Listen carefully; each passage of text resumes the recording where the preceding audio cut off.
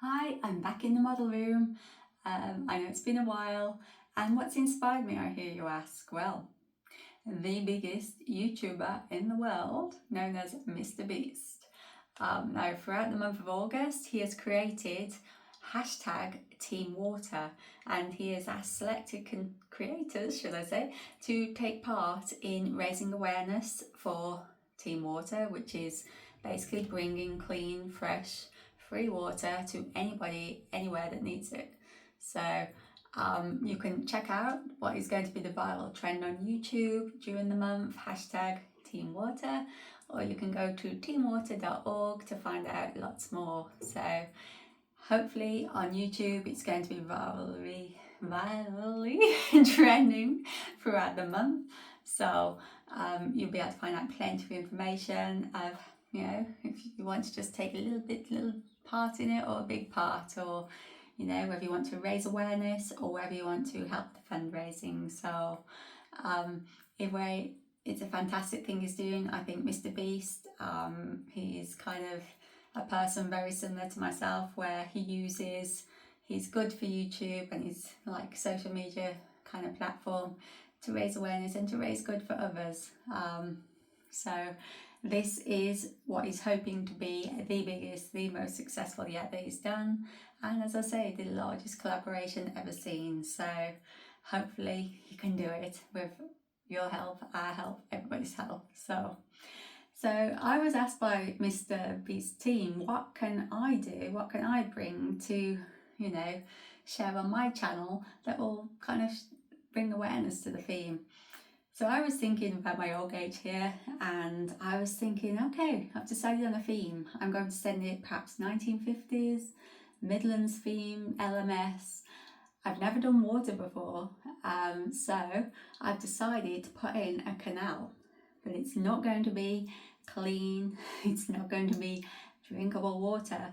I'm thinking it's going to be dirty, murky, filthy, grimy, and I'm going to have a few peaky blinders on the side too. So it's not something Mr. Beast would want a glass of to drink, or anybody else for that matter, but I was thinking, it kind of puts a twist on it, because it'll show just perhaps the condition of water that some people around the world are actually drinking, where we would all go, no thank you, give us a nice clean glass at the tap. We are quite lucky that we get that. So I was thinking I can showcase it by just doing some real filthy dirty water. So obviously you guys on YouTube and Instagram, you're quite used to me, you know what I do here, it's quite niche. But anybody new that's joining because you followed the Team Water trend, or you've been following Mr. Beast and you want to see who's been featuring, and well, this is Model Railways and this is Model Railways 2025 style, J-Loco style. So you can forget all those stereotypes you have about what model railway people look like, because like I said, this is 2025.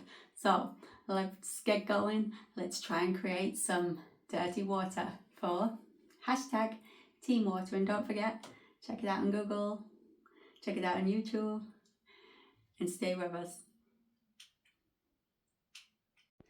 So as mentioned, this is what I'm talking about here. This track is fine, that's glued down, that's staying exactly as it is.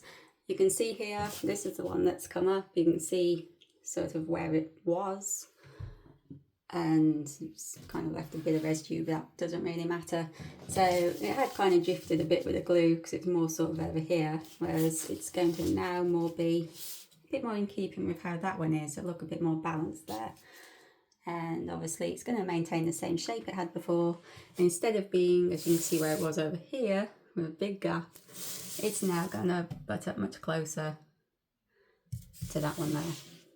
By doing so, that then frees all this wonderful area here for the mentioned basin, and also the opportunity to run a 3-inch, which I've read is the minimum requirement for an O-gauge canal. So go for the minimum here, paint a bridge on the wall there, chase the track down, and then as it reaches here where the track moves, it will then widen to form the canal basin area, where this big beauty, the boat, will be set which I think will be very fitting in with the scenery, hopefully. And the canal would be much wider here.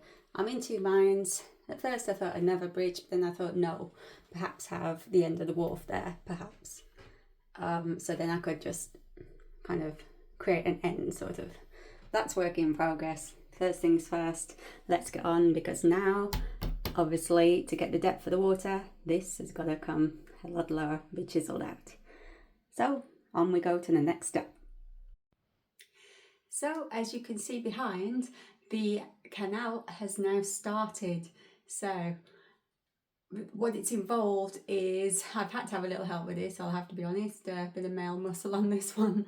So I'm cutting out with a disc, like along the edges, to shape the canal, and then wood chip and chiselling. So let me show you how far it is. So this machine here, this was the beastie that did the cutting along the edges to mark out sort of the depth I wanted to go. Don't think I'm trusted with something like that ever since I used a hedge trimmer and took out the washing line. But anyway, so yeah, that's done the edge cutting to get the depth I need for the water there. And then simple, old-fashioned, which I have actually contributed a little bit to this, wood chisel and obviously hammer. So just a very laborious task of, you can see far at the minute, digging in and tapping the hammer, chiseling the wood out into there. So all very exciting. So let's crack on.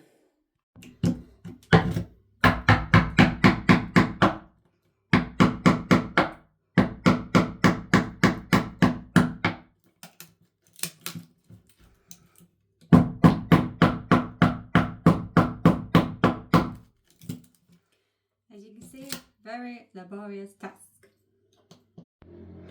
And just like that, it's like one I made earlier, here it is, finished. Let's take a closer look. So there we go, there's the skinny part, and into the wider basin where the boat's going to be. So I'm hoping that's enough good depth. So it's about, where you see these boards, it's about 3 sections of those, so it's gone down to what I call the custard cream piece. So that middle piece there, which I deem about half of it. So it's got plenty of base to support when the resin goes on for the water. But hopefully as well, plenty of depth to put a little wall in and to make it look like an authentic murky canal. No fresh water in this canal. So now the canal cutting out part is finished, I'm going to show you the goods that I've chosen to use to create the canal effect. I'm very conscious that this has taken so many hours today just to get to this stage that I think this is going to be perhaps a 48-hour project. We'll see, but I'm optimistic. It's only 4 o'clock in the afternoon on a sleepy Sunday, so I'm quite optimistic I can hopefully get some more steps done, at least get the base paint done too. So let me show you what I've bought to do that with. So this is what they call Slater's Plasticard. Now, yes, a very unimaginative colour, I know what you're thinking. What I'm going to be doing is using this as the wall. You can see it's embossed. And I'm hoping it's going to play ball and fold, like I'm obviously going to cut it into shapes. So it does like an overlap, if you like, shape, and create me a nice canal wall, both sides. And once I've done that, I have these rather exciting little paints, which are going to go on. It's like a matte, murky grey colour, that one. And this is like a tourmaline type colour, I believe. That will go on as a dry wash over the top of it, just to give it that industrial kind of like dark, dirty, murky feel. And on that theme, here are the base paints I'm going to use. I've gone for on this one, moss green. They're all woodland scenics, these ones. Those ones aren't, these ones are. So yeah, moss green, this water undercoat, and olive drab. I mean, that sounds lovely, doesn't it? So I did actually see a guy who created a canal on the internet, I'm not going to lie, and those are the two colours he used. So, and what he did was he painted the base with one, and then he didn't even wait for it to dry, he used the other one, painted straight over the top. And what it created was this kind of two-tone, kind of, you know, different, rather than being one flat colour. I quite like that kind of thing. So, and once that has dried, they're going to take 4 hours. That's why I say this is not going to be a same day project, sadly. Is again, it's Woodland Scenics, and it's deep pour water, murky. See, we're going for complete grime, filth and murk with this one. So can't wait to have a go with this. Basically, just, where is it? There we are. We will just be mixing it all up, pouring it in, poke it into the edges with a stick. Not necessarily apparently, but I just like having a mess about with craft stuff. So yeah, those are the next steps. So without further ado, I've now got my scissors and my plastic card. It's now time to try and create a canal wall.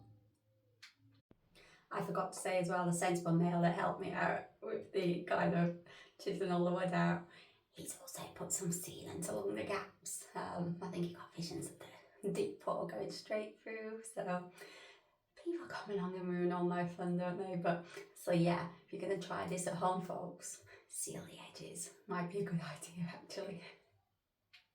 So I'm just having a look here at the plastic card, and it's about 5 bricks. I counted 5 bricks, so I'm thinking if I go 5 there and then 5 so there, like for the top 10, that probably would be sort of a nice kind of mirror kind of fold, if you like, and I think it'll be enough, but I don't want it to be too imposing on the top side either. And as you can see, I haven't really got much room here for a lot, whereas I think 5 bricks worth will be just right there too. So I won't let you watch all this, but I'm now going to trim these sheets along the lines. I'm going to trim as many as I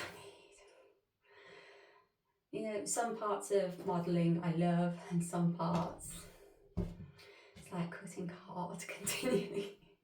I just want to get to the painting, want to get to the pouring, but you have to do all the boring stuff before you can get there, don't you? Let's go cut some card, as they say. Would you believe I've cut the whole strip up, 10 bricks a piece, and I'm 1 strip short. So fortunately I did buy 2 sheets, but I was thinking, oh well, that's an unused sheet I can just keep. So no, I've now got to trim just 10 bricks off a complete sheet. So once I've done that, I think I'm going for a lie down. Trimming along those lines is enough to drive me crazy, because like I'm the same if I'm wrapping up presents, I'm quite anal about cutting straight lines, so I am quite good at it. But I would recommend, if you're not so good at cutting straight, get someone to do it for you if you're doing this kind of thing, because it isn't easy, I don't think. And then you find yourself, your eyes start looking under your nose. But so let's get one more cut, and then I'll look at sticking them into place. So yeah, just to show, I've just loosely put them into place. So there you go, all the pieces, you can see, just slight overlaps. Perfect, got that side, and I thought, I've got a little bit obviously spare there, but not enough for when you see this sides, which are in place along here, because obviously you need them both sides. And then boom, get to there, and I'm that much short, which is, that's not obviously enough, so let's cut another piece. Just about squeezing. So as I say, I've gone for 5 bricks for the canal, 5 for the top.